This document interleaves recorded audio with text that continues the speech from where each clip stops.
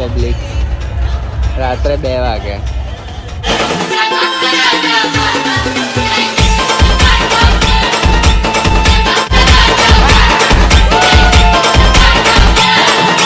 મુંબઈ જોડે marine drive છે ને, તો અમારા જોડે અકોટા છે, વડોદરા વાળા જોડે. જો રાત્રે. Welcome back to your favourite channel with your favourite કન્નો.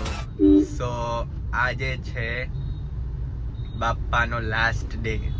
Last day એટલે કે આજે જ વિસર્જન છે. એમ તો લાસ્ટ ડે ગઈકાલે કહેવાય, બટ આજે બાપ્પા જઈ રહ્યા છે.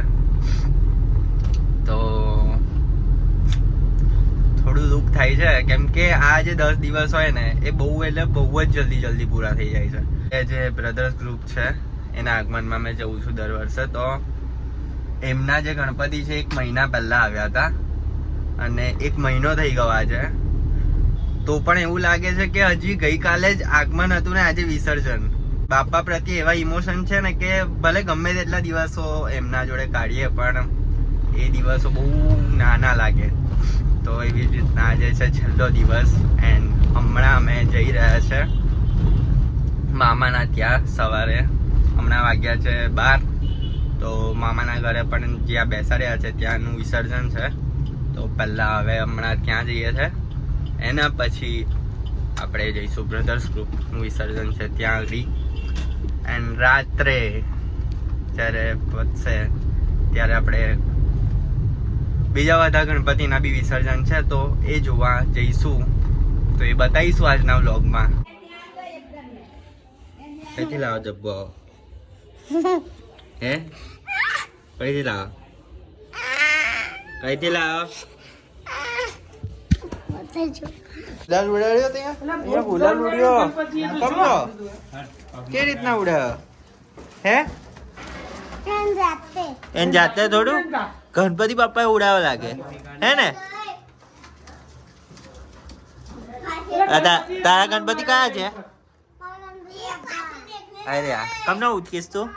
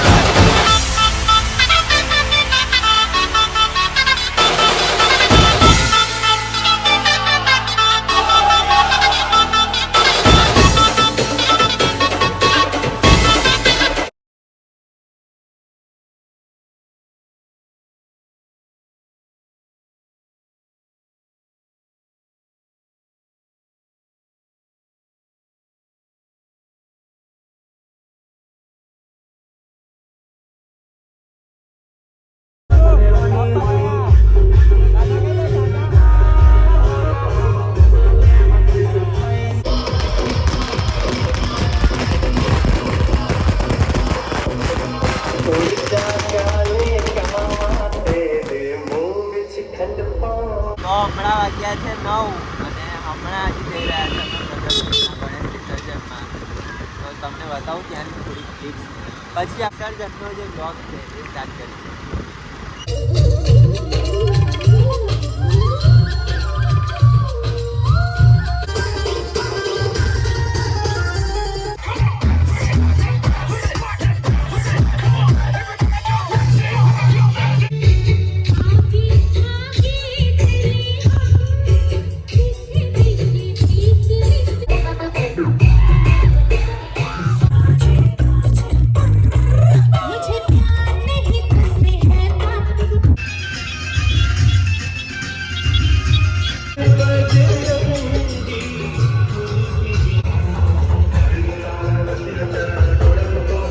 તો હમણાં વાગ્યા છે 1:45 અને અમે અકોટા આવ્યા છે.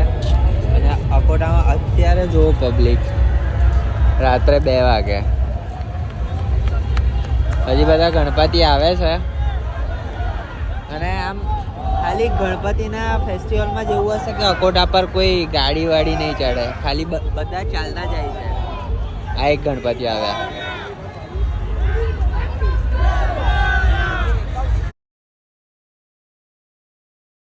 ભાઈ જોડે મરીન ડ્રાઈવ છે ને, તો અમારા જોડે અકોટા છે વડોદરા વાળા જોડે. જો રાત્રે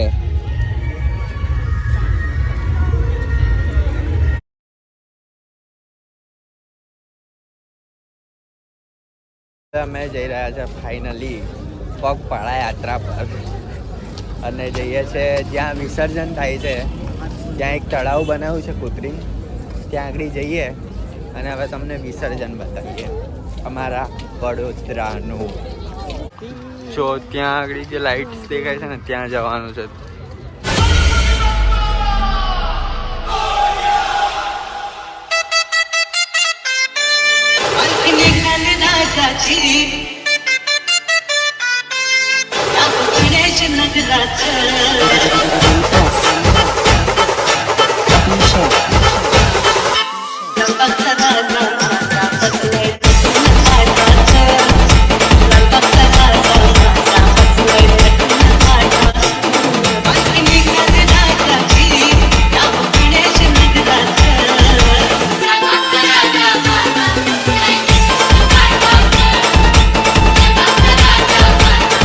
મોટા થઈ ગયા, 25 વર્ષના, 30 વર્ષના, 60 વર્ષના, 80 વર્ષના, તો બી બધા ગણપતિ વિસર્જન જોવા માટે કેવી રીતના આવે જો તો બધા નાના મોટા એવી રીતના જોવે કે ઇન્વેસ્ટિગેશન થતું હોય. અમારી ઈચ્છા છે કે અમે લાલબાગના રાજાના દર્શન કરવા જઈએ, અને અહીંયા આવ્યા વિસર્જનમાં ખાલી ગણીને 10 મિનિટ ઊભા રહ્યા હતા અને બેસવું પડ્યું. હવે ત્યાં 6-7 કલાકની લાઈન કઈ રીતના ઊભા રહેવાય? હેલા ત્યાંથી હું ઊભું રહેવાય? તો આ જો ને કઈ લાગ્યું, જે લાગ્યું એ મને બહુ ખોટું લાગ્યું.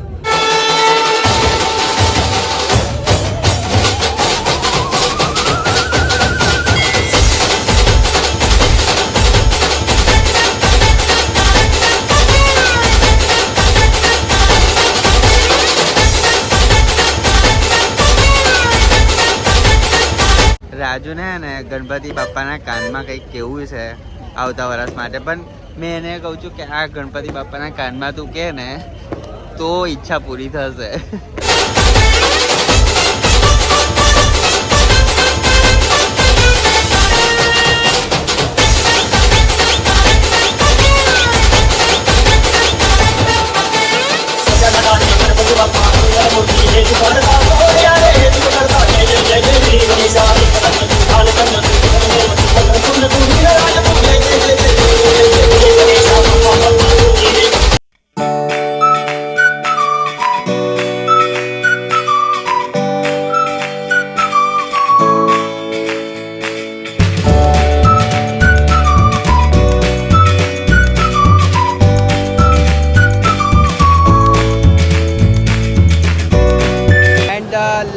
Ganpati of this Visarjan, Brothers Group.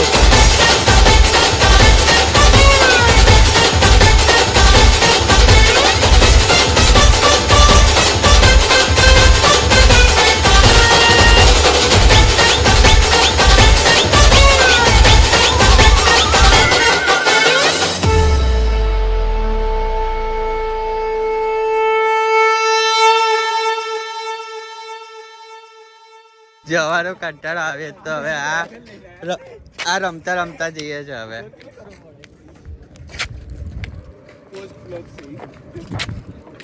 જો અમે કેટલા ખુશ નસીબ કહેવાય કે અકોટા પર આવી રીતના રમીએ છે. હા, બાકી પહેલા ફન સ્ટ્રીટ પર રમતા હતા. આના સાથે જ આજનો વ્લોગ આપણે એન્ડ કરીએ છીએ, અને કાલથી જેવી હતી એવી જિંદગી બગડેલી, જવાનું નોકરી જવાનું સુમસામ, રાત્રે બી ફરવા નીકળવાનું નહીં. આ તો ગણપતિ હતા તો કેવું રાત્રે ફરવા નીકળી જવાતું હતું ગણપતિ જોવા. હવે કાલથી કંટાળો આવશે. હે હાલ કઈ કહેવા માંગે છે? મને રડવું આવે છે. રડ તો અહીંયા બેઠા બેઠા રડ. આ તો દેખાતા નહીં. કેવું લાગશે લો યાર? લા હું મજા આવી. વિસર્જન છે મારે મજા આવી. વિસર્જન પ્રત્યે કે હા દુઃખનો દિવસ હોય, ઇમોશનલ થઈ જવાય. થઈ જવાય. કમ ગણપતિ વિસર્જન કર્યા છે. કેમ વિસર્જન કમ કરીએ છીએ આપણે? 10 દિવસ આપણે બેસાડીએ ને ગણપતિ. 10 દિવસ કમ બેહાડીએ પણ. એન્ડ જો તમારા પણ ગણપતિ આ વિસર્જનમાં દેખાયા હોય તો કોમેન્ટ કરજો. બહુ બધા ગણપતિ દેખાડ્યા છે મેં. તો મળી એક નવા બ્લોગ સાથે. બાય, ટાટા, જય શ્રી રામ, જય ગણેશ, બોલો ગણપતિ બાપ્પા.